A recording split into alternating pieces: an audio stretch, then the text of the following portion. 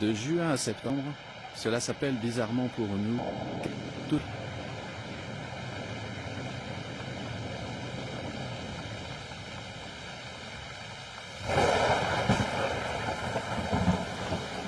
En quelques minutes, surgissent de nulle part des torrents éphémères dont l'existence en saison sèche n'est pas imaginable et qui, en quelques heures, disparaîtront bues par le sable. Cette eau qui est la vie nourrit les nappes souterraines vers où plongent les pluies. En même temps, elle lessive impitoyablement un sol déjà trop pauvre. Or, c'est la terre qui fait vivre ici. Comme tous les Dogons, le Tomo est cultivateur. La base de son alimentation est le mil.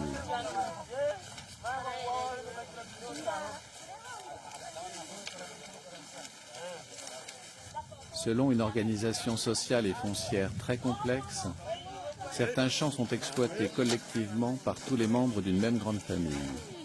La grande famille africaine, communauté qui réunit solidairement la descendance d'un patriarche commun et constitue la base de la société traditionnelle.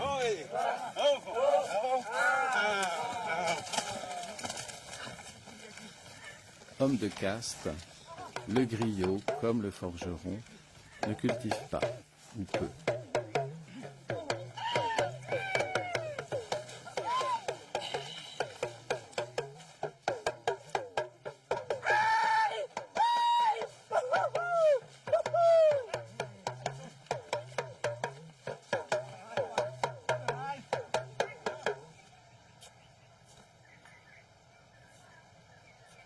Monogame ou polygame, selon son appartenance religieuse et son aisance financière, chaque homme dispose aussi de parcelles qu'il exploite avec sa famille.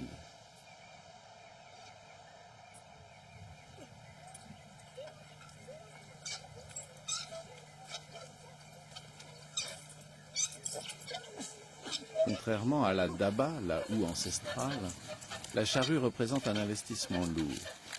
Seuls quelques rares paysans l'utilisent pour labourer le sol.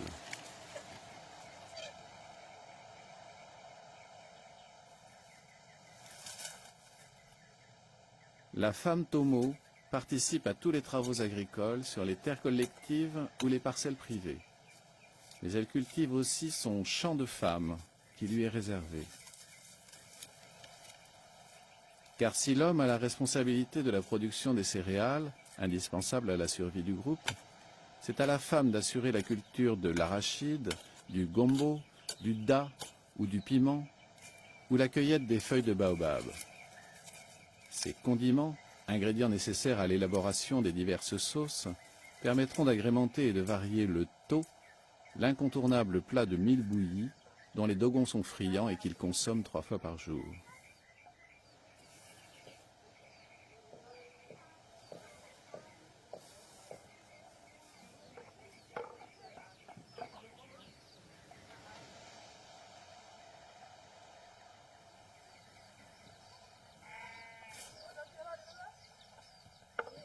Que la femme Tomo participe aux travaux des champs n'implique pas en retour que l'homme assume une part des travaux domestiques.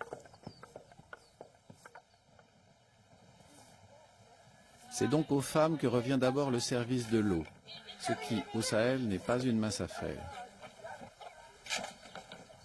Quand on sait que la profondeur d'un puits équivaut à la hauteur d'un immeuble de 20 à 25 étages, on comprend que dès le lever du jour, Keidia se hâte vers la margelle.